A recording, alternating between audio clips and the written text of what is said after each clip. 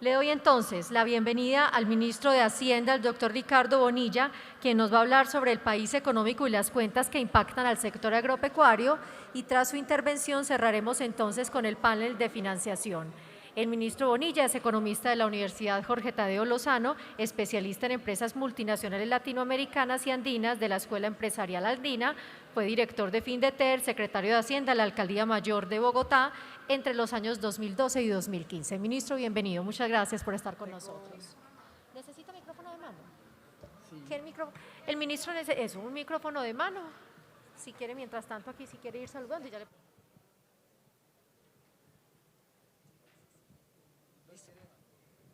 No tengo presentación. Bueno, buenas tardes. Perdón, este micrófono está vivo. Buenas tardes a todos. Lamento que hayan tenido que modificar la agenda. En este momento estoy llegando del aeropuerto, venía del evento Findeter transformando regiones. Voy a la presidencia, tengo que firmar porque el presidente se va en un rato, entonces tengo que llegar allá.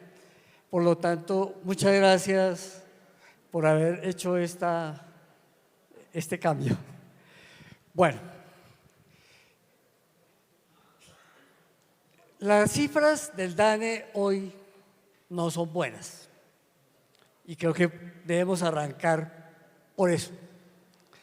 Las cifras del DANE hoy nos dice que todavía no hemos tocado el fondo en la desaceleración económica, que lo que se esperaba que hubiera pasado en el segundo trimestre, este tercer trimestre todavía no fue. Es un primer trimestre negativo, no es recesión. Todo el tema que queda pendiente es si podemos o no podemos echar a andar la reactivación económica. ¿Cuáles son los sectores negativos? Construcción. Esencialmente la reactivación empieza por ahí y de eso venimos hablando hace 3 meses y es cómo reactivamos obras civiles, cómo reactivamos construcción de vivienda. ¿Qué pone el Estado? Y aquí es importante eso. Pero el segundo sector que está en cifra negativa, el aparato industrial. El aparato industrial tiene dificultades, que quiere decir que hay que responder a la demanda y la demanda se enfrió. El objetivo del Banco Central, que era enfriar la economía, enfrió la demanda, hoy no la tenemos y necesitamos es recuperarla. Y el tercer sector es el comercio. Los demás sectores tienen cifra positiva. Importante entonces en este elemento, la agricultura pasó de negativo a positivo. Ese es, digamos, el buen dato para lo que tenemos en este evento. La agricultura venía con cifras negativas desde atrás. Este trimestre nos da cifra positiva, quiere decir que ese trabajo que se está haciendo para activar procesos productivos y para desarrollar el proceso de reforma agraria están dando. El presupuesto le dio plata al Ministerio de Agricultura y a todas las entidades del sector de la agricultura para echar a andar el proceso. Tendría que seguir avanzando y es parte de lo que tienen que hacer la ANT en términos de identificar tierras y la ADR en términos de identificar procesos productivos. Es lo que entra ahí. Simultáneamente, con algunos sectores es importante señalar que estamos poniendo en marcha el plan de renovación de cultivos en el café. La renovación de cultivos es absolutamente básica. El café viene de una bonanza, está terminando, ya está llegando, aún el precio internacional está por encima del precio promedio, pero ya está llegando, lo cual significa que la bonanza se acabó y este es el momento de preguntarse cómo renovamos cultivos y cómo activamos el proceso de estabilización de precios del café. Son 2 temas que son cruciales para este sector, para lo que hay que desarrollar. Pero también tiene implícito un tercer tema que está ligado con el proceso del comercio internacional. ¿Qué hacemos para frenar la importación de café? 2 millones de sacos de café se están importando. Eso significa que el consumo interno se está haciendo con café importado, porque el café de buena calidad, el arábigo gourmet, se está exportando. De todo el buen café está saliendo, pero el abastecimiento interno, el consumo, lo estamos haciendo con café importado. Y buena parte de ese café importado es robusta. El café que exportamos es arábiga. Entonces, es bueno pegarle toda la mirada al proceso del café, porque este es el momento en el cual hay que hacer renovación de cultivos, hay que poner en marcha el plan de identificar cómo utilizamos el plan de estabilización de precios del café y cómo hacemos para identificar cuál es la canasta de la familia cafetera, en términos de que la familia cafetera tiene 2,5 millones de hectáreas, pero solo produce en 800,000 el café. Es decir, que hay 1,5 millones de hectáreas en las familias cafeteras que están utilizando en otra cosa y que podemos combinar para saber qué más le podemos hacer por la familia cafetera, porque si no, en el proceso de renovación de cultivos, el que renueve todo el cultivo se va a quedar sin ingresos por 3 años. Queremos saber cómo es el flujo de caja. Ese es algo que le hemos pedido a la federación, que comencemos a trabajar en serio para identificar qué es lo que hay ahí. Y que también nos sirve para saber dónde están y qué hacemos con las 7 millones de hectáreas que hoy dedicamos a la agricultura y con las que tenemos que incorporar al proceso agrícola, porque lo que tiene el presupuesto planteado es que en este gobierno logremos llegar a 1,5 millones de hectáreas y el gobierno siguiente contemple 1,5 millones de hectáreas para completar 3 millones de hectáreas adicionales que vengan de otro tipo de actividades hacia la agricultura. El objetivo es que el país complete 10 millones de hectáreas en agricultura. No que en ese proceso de compra de tierras se las compremos a un agricultor para trasladar a otro agricultor. Eso no tiene sentido. Es que traigamos tierras que son aptas para la agricultura, que hoy no están de uso agrícola, y las incorporemos, lo que nos permite ampliar el abastecimiento nacional y ampliar la capacidad de transformación y procesamiento, más valor agregado. Entonces, en ese plan es lo que está el presupuesto, lo que está terminando este año, que muestra que entonces el tercer trimestre tiene algún ya resultado, y en el 2024 el Ministerio de Agricultura va a tener el presupuesto más alto que ha tenido en la historia. Ese presupuesto va dirigido a comprar tierras, a hacer reforma agraria, va dirigido a fortalecer proyectos productivos, va dirigido a crédito a los agricultores, bajo distintas modalidades. Finagro lo está haciendo, el Banco Agrario ya bajó tasas. El ejemplo de que sí podemos bajar tasas lo está dando el Banco Agrario. Entonces hay mecanismos e instrumentos para que esto se desarrolle. La plata que está destinada el 24 para la agricultura, para el Ministerio de Agricultura, es, repito, la más importante y va dirigido a eso.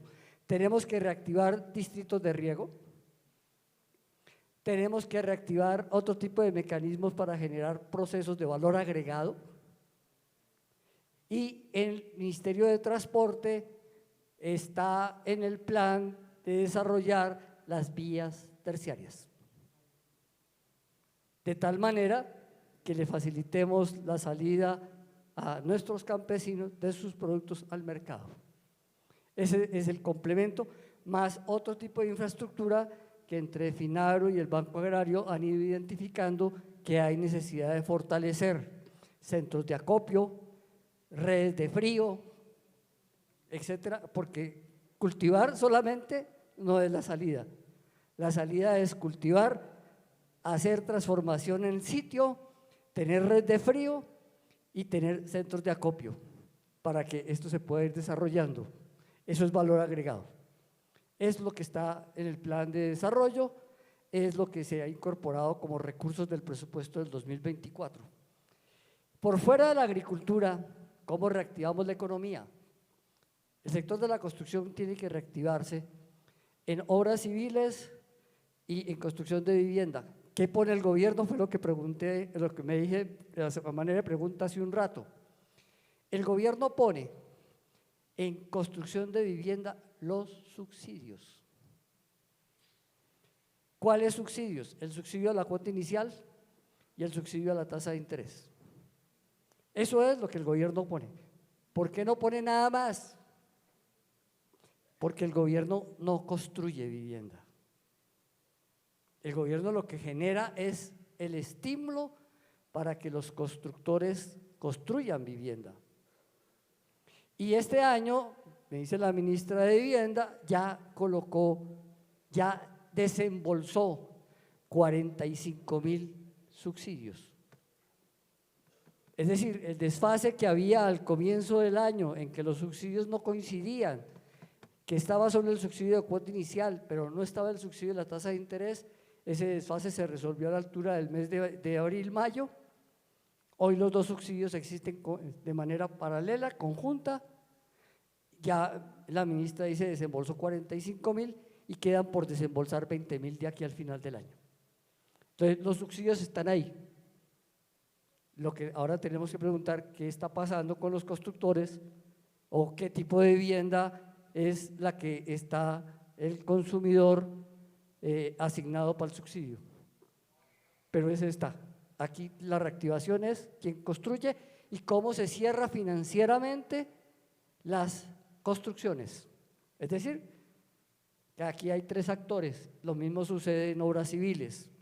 En obras civiles, ¿qué pone el gobierno?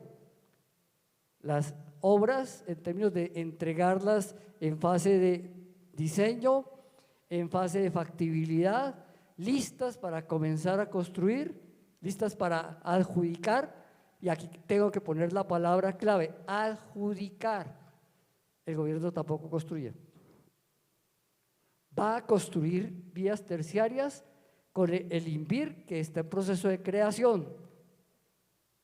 Ese es un tema que dejó el plan de desarrollo, es volver a recuperar la capacidad de que el sector público también construya. Y eso lo va a hacer el INVIR. El INVIR está en proceso de implementación. Las facultades extraordinarias dejadas por el Plan Nacional de Desarrollo para diseñar el INVIR y ponerlo en marcha vencen este fin de semana. De tal manera que el decreto de creación de INVIR y de funcionamiento sale esta semana. Es uno de los que tengo que ir a firmar, entre otras cosas, antes de que el presidente se vaya. Entonces, en obras civiles vamos a tener esto. INVIR va a permitir que el mismo INVIAS y el Ministerio de Transporte organicen la construcción de varias vías terciarias y que las contrate con las juntas de acción comunal y con los organismos solidarios de los municipios. Porque son obras de pequeño trazado, placahuellas de kilómetro, kilómetro y medio, la máxima de 2-3 kilómetros. Son placahuellas, pero que ayudan a resolver los problemas cotidianos de las regiones. Las otras obras están listas, están para adjudicar, tienen cierre financiero y las construyen nuestros constructores privados. Las construyen todos los constructores que hay en Colombia, construyen vías. Esto significa que para la reactivación económica aquí hay una alianza que tiene que incluir tres actores. Por un lado, el gobierno que pone las obras a disposición para adjudicar, que coloca los subsidios en vivienda. Por otro lado, el sector financiero que ayuda a hacer el cierre financiero y el gran obstáculo son las tasas de interés. Esa es la limitación mayor que tenemos hoy. Las tasas de interés que siguen siendo muy altas y esas están dificultando el acceso de la demanda de distintos bienes. Y el tercer actor son los constructores de vivienda y los constructores de vías. Esa es la reactivación económica y el plan de choque que hemos ido mirando con el Consejo Gremial, y es dónde está esta parte. El plan de reactivación en la industria tiene otro tenor, tiene otro carácter. Tenemos que garantizar, y eso está en manos de lo que está haciendo el Ministerio de Industria, cómo sustituimos importaciones. El país ha dejado de importar. Esas importaciones, ¿cómo se sustituyen en Colombia? El interrogante es si hay la capacidad instalada del pasado que se puede recuperar. Algo ha ido recuperando. El Ministerio de Hacienda en el área de macroeconomía ha identificado que sí ha habido algunos procesos de sustitución de importaciones a partir de uso de capacidad instalada ociosa, pero no es suficiente. Necesitamos recuperar el proceso industrial y el plan de reindustrialización hay que ponerlo en marcha. Esa es la reactivación económica. Las malas noticias de hoy tienen que tener salida. Hay que construir en conjunto la reactivación económica. La regla fiscal, ¿qué limitaciones tiene? La regla fiscal tiene la limitación de que tal como está construida en Colombia y en otras partes, le da prioridad al pago de la deuda y no a la inversión. Esa es la real limitación que tiene la regla fiscal. ¿Por qué le está dando prioridad al pago de la deuda?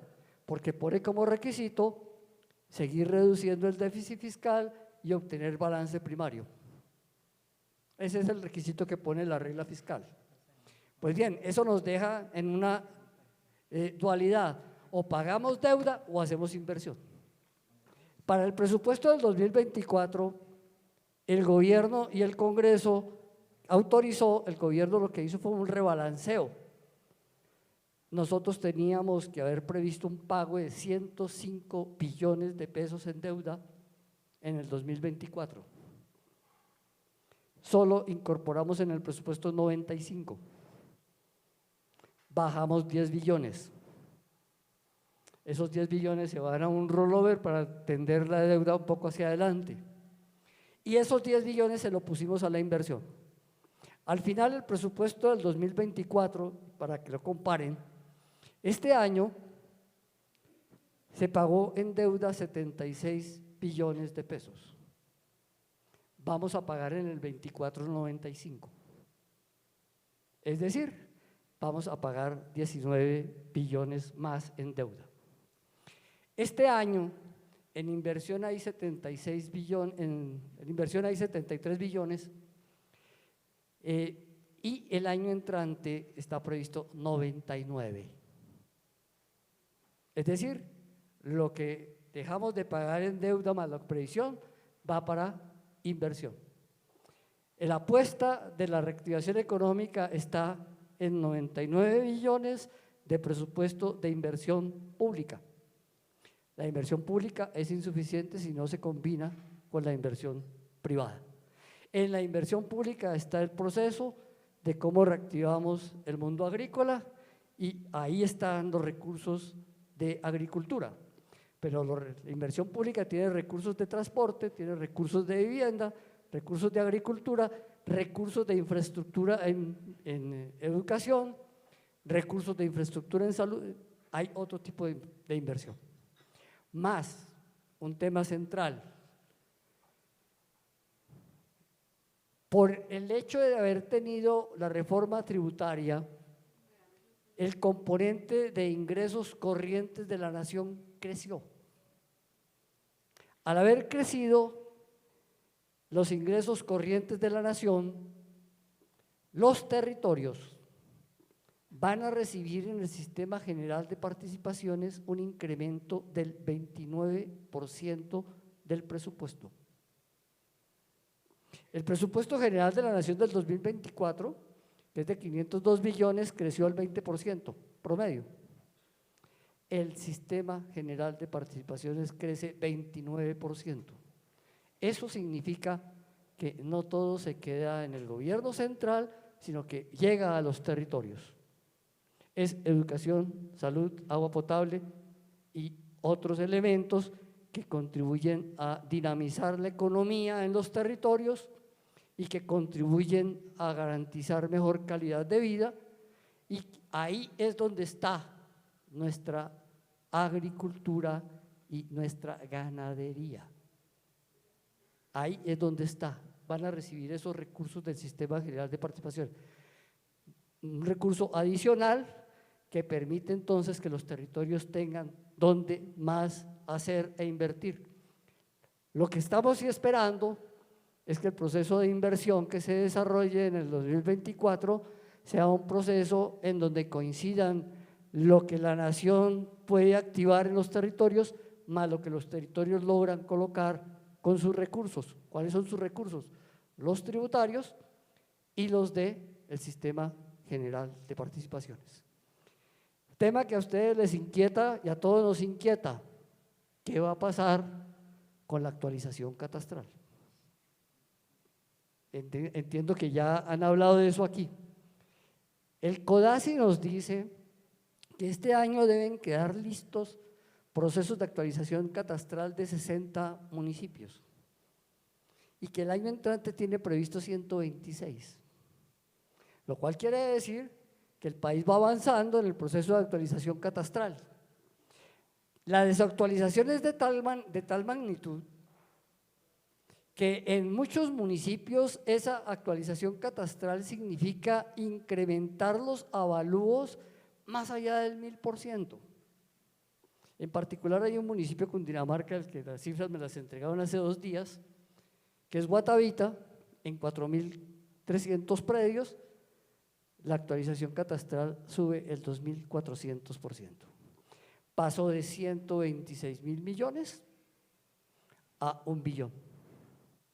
Eso no puede ser el impacto, no puede ser la base actual para definir el impuesto predial. No puede crecer en la misma magnitud.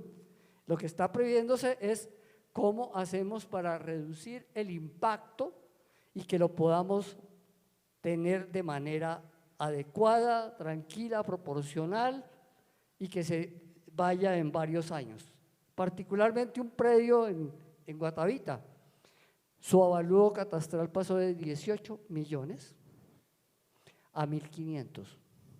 ¿Se imaginan ustedes el tipo de predio? Una casa. Pero una casa que hoy está pagando 18 millones, está evaluada en 18 millones y pase a ser 1.500, no es cualquier casa, es algo que hay ahí. Yo no sé exactamente cuál es el precio. ¿Qué pasa con el predial? Ese predio hoy paga 76.000 pesos de predial. Si no hacemos nada y dejamos que el avalúo catastral, que es la base gravable, sea el que dio el catastro, que es 1.500 millones, por la misma tarifa que es el 4 por 1000, que es la que están utilizando, ese predio pasaría a pagar 6 millones de impuesto predial. Lo que está tramitándose en el Congreso dice que ese predio cuyo avalúo catastral supera los 500 salarios mínimos tendría máximo incremento del 300% en el predial. Eso significa que si eso se aprueba y se aplica, ese predio pasa de pagar 76.000 de predial a 220.000 de predial. Eso no es una exacción, pero no 6 millones, que es lo que le daría el avalúo. Con el tiempo se irá acercando y seguramente en 10 años pagará el predial que le corresponda, pero se trata de ir ajustándolo. Eso es lo que está en discusión.